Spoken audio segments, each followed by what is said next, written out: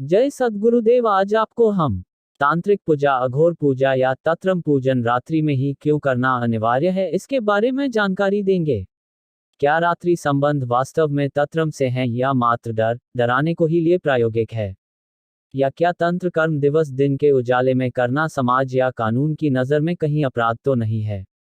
तंत्र क्रिया को समाज को दिखाने में मुर्दा, शव साधना, तांत्रिकों का क्या सच में नग्न हो शमशान में घूमना, शव के साथ दुष्कर्म करना, मांस खाना या भस्म स्नान करना, ये सब क्यों? क्या ये सब सिद्धि मिलने या सिद्ध होने की जरूरी प्रक्रिया है? क्या इस सब से सत्य में सिद्धि मिलने में फायदा होता भी है? क्या रात्रि में कोई ऐसी शक्ति जागृत होती भी है जिसे सब काली दुनिया का काला जादू, ब्लैक मैजिक कहा जाता है? क्या सच में कब्रों से मुर्दे उठकर खड़े हो सकते या हो जाते हैं? या मरे हुए लोग, उनकी आत्माएं आकर खड़ी होती है? क्या तांत्रिक उन्हें प्रलोभन देकर वश में कर लेता है? हमें ये सब मालूम होना चाहिए कि शव साधना, शमशान, निर्जीव स्थल, एकांत, शून्यता, अधेरा, इन सब का संबंध साधना से होता है। साधक को ये ऐसे स्थान पर रह वैराग्य चित्त में, मन में स्थापित से होता है। ऐसा इसलिए कि सामाजिक शोर शराबे से परे, दूर, भय मुक्त हो, घोर तप हठादि से कर्म से, चित्त को एकाग्र करने की प्रक्रिया से, जहां साधक स्वयं जागृत होकर क्रियात्मक हो सकता है। इस प्रक्रिया से गुरु आशीर्वाद सहत शक्तियां स्व ही कार्य करने लगती है। हम सब जानते ही हैं कि रात्रि का संबंध निद्रा से है। शास्त्र भी बताते हैं कि श्री विष्णु का भी क्षीर सागर में गहरी निद्रा में रहना, योग निद्रा का महत्व दर्शाती है। अब स्पष्ट शब्दों में, योग निद्रा का अर्थ है आध्यात्मिक नींद। यह वह नींद है जिसमें जागते हुए ही सोना होता है। सोने व जागने के बीच की समाधि जिसमें रहकर श्री हरि सृष्टि संचालन का कार्य करते हैं, वही ब्रह्मा जी ही इस समाधि के सृजनात्मक या सृजन करता है और महादेव जी की यही समाधि सघार का मूल आधार है। कुंडलिनी भी जो कि साधक को समाधि के माध्यम से अनंत शून्य की यात्रा का मार्ग है, जिससे वह कहीं भी रहकर नेत्र बंद कर मीलों दूर होकर भी इस ध्यान व समाधि दोबारा कहीं भी आ जाकर कार्य के संकल्प को पूर्ण कर लेता है। तत्रम मत्रम क्रियाओं का रात्रि में, अतः निद्रा के विपरीत कृत्रिम निद्रा को जन्म देना, ये योग निद्रा साधक को मध्य अवस्था में रखती है। साधक उसमें मौजूद रहकर सृष्टि और संहारक कर्म की उस ऊर्जा प्राप्ति करता है जिसका मंत्र उसी इच्छित संकल्प की पूर्ति करना है, जिसे दिन में हमारा मन, प्राण और इंद्रियां हमारे आत्मा के समीप से, भीतर से बाहर विषयों के प्रति, इच्छाओं के प्रति पूर्ति हेतु दौड़ती हैं और विषयों के आनंद में लिप्त रहती हैं। रात्रि में विषयों को त्याग, आत्मा की और अनेकों को छोड़ सिर्फ एक की ओर दौड़ सघारक प्रलय समस्त भूतों का अस्तित्व मिटाकर निद्रा रात्रि के अस्तित्व का परिचय देती है। सघारक इस क्रम से रात्रि का सुख जो गहन चिर निद्रा का ही परिचय है, जो मनुष्य स्वास्थ्य हेतु परम आवश्यक है, अन्यथा ये साधक को भयंकर रोग आदि भी दे सकता है, पर इसे प्राप्त कर वही योगी इस रात्रि के सुख को सृजन और सघारक ऊर्जा से ताजा तजो में स्वस्थ देखा जा सकता है। अब योग निद्रा क्या है? हम इसे स्वप्न और जागरण के बीच की स्थिति मान सकते हैं। ये झपकी जैसा है, ये एक तरह की अर्धचेतन है।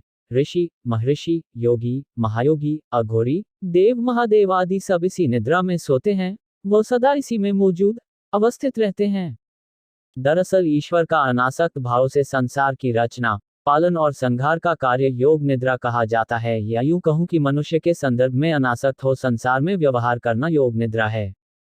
एक साधक का योग निद्रा में स्वन्म को रखते हुए इस सृष्टि और सघार कर्म को समझना ही रात्रि साधना है। इस अंतर्याग सृष्टि के लिए वह प्रथम बहिर्याग कर्म करता है। तांत्रिक रात्रि में शमशान को इच्छा शक्ति से मंत्रों, शब्दों के समूह से आत्माओं को मोह में डालकर अपना सकमलप पूरा करवाता है।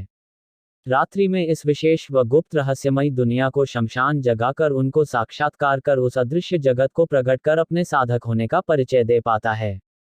सब जानते हैं कि साधक का मन सहस्रार चक्र में स्थित रहता है।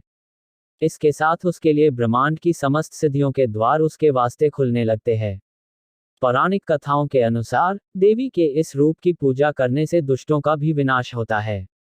संसार में रहते इस तत्रम का ये स्वतः को जगाने का कार्य साहस का प्रतीक माना जाता है।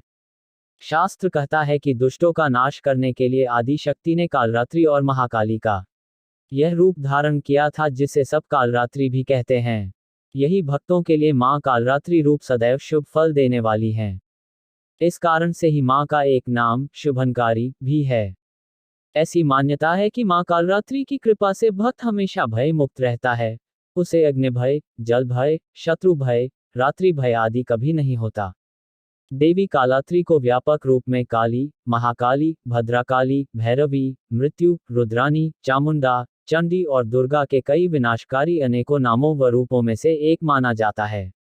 माँ रौद्री और धुमोरना देवी कालरात्रि के अन्य कई प्रसिद्ध नामों में शामिल हैं। काली और कालरात्रि का उपयोग एक दूसरे के परिपूरक है, हालांकि इन दो देवियों को कुछ लोगों द्वारा अलग अलग सत्ताओं के रूप में माना गया है। देवी के इस रूप में सभी राक्षस, भूत, प्रेत, पिशाच और नकारात्मक ऊर्जाओं का नाश एक प्राचीन तांत्रिक पाठ सौधिकागम देवी कालरात्रि का वर्णन रात्रि के नियंत्रण रूप में भी किया गया है। सहस्रार चक्र में स्थित साधक का मन पुनर्तः मां कालरात्रि के स्वरूप में अवस्थित रहता है। साधना कर्म कर हम सब भी उनके साक्षात्कार से मिलने वाले पुण्य, सिद्धियों और निधियों विशेष रूप से ज्ञान, शक्ति और धन का वह भागीदार भी हो सकते हैं। मां कालरात्रि के पूरे शरीर का रंग एक अंधकार की तरह है, इसलिए शरीर वर्ण काला तथा खुले बाल अनंत रात्रि का परिचय देते हैं। मां के गले में विद्युत की तरह चमकने वाली माला है।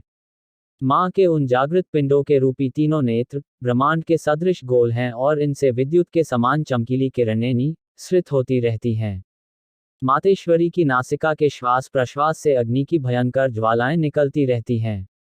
इनका वाहन गर्दभ गधा है, जो बगैर कुछ कहे शांत होकर कालचक्र का गतिमान समय है, जो अपनी गति से चलता ही जाता है, रुके बिन, जो समय चक्र का भी प्रतीक है। मातृशक्ति के दाहिने हाथ की वरमुद्रा से सभी को सृजन हेतु वर प्रदान करती रहती हैं। मां का दाहिनी तरफ नीचे वाला हाथ अभय मुद्रा आयु, बाईं तरफ के ऊपर वाले हाथ में लोहे का कांटों का वज्र, जो ध्वस्त करने का संकेत स्पष्ट करता है, नीचे वाले हाथ में खग कटार संहार का एहसास कराता है। मां कालरात्रि का स्वरूप देखने में अत्यंत भयानक है, जो गहरी अनंत विराट अंधकार युक्त विशालकाय सृष्टि का परिचय देता है। मनुष्य जन हम रात सब सोकर गुजारते हैं, वही साधक सारी सारी रात जाग कर भय को त्याग कर भूत प्रेतों का आह्वान साक्षात्कार करते हुए शमशान तंत्र में कड़ाई अंतः शमशान जगाना व सुलाना जैसी प्रक्रिया में होता है। तंत्र ज्ञान वह्र्याग तंत्रम का ही एक महत्वपूर्ण अंग है, जो सृष्टि उत्पत्ति व संहार कर्म को स्पष्ट करते रात्रि के अस्तित्व व महत्व को उजागर करता है। ग्रहण रात्रि, पूजन होरात्रि, महोरात्रि, कालरात्रि, दारुण रात्रि और अति विशेष शिवरात्रि पूजन तथा चिद्विलास विशेष तंत्र में इन शब्दों का रात्रि से गहरा संबंध है। घोर साधक रात्रि अंतः शक्ति के सृजन और संहार क्रम को जानकर अपने तप दोबारा प्राप्त कर अघोरी कहलाता व कभी सृजन कर्म में सहायक तो कभी साधनरत बनकर साक्षात शिव तुल्य भी हो जाता है।